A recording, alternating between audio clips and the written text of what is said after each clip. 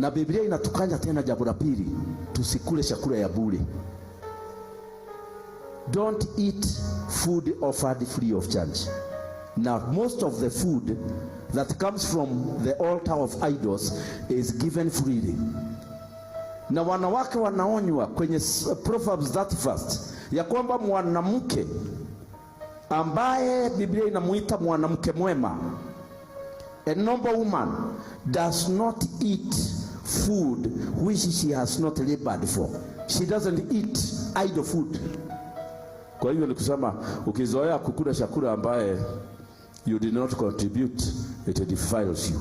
Na diposa hauwezi kukaa kwa your sister, unakula chakula yake, anakupatia kila kitu na hakuna kitu utafanya. You will be destroyed.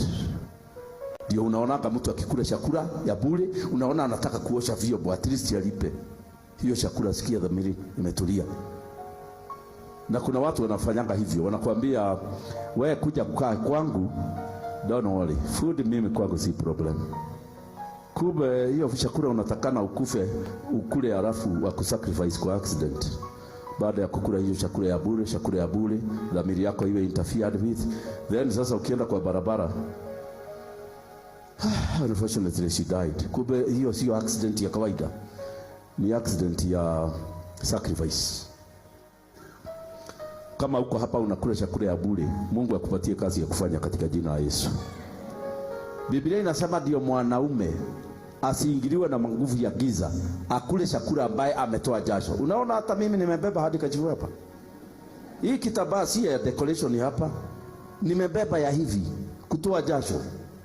Na kuna wakati na isahau, mke wangu unaona anakimbia kuitafuta aniletee, maana najua ukifanya kazi lazima hapa mwanaume itoke jasho.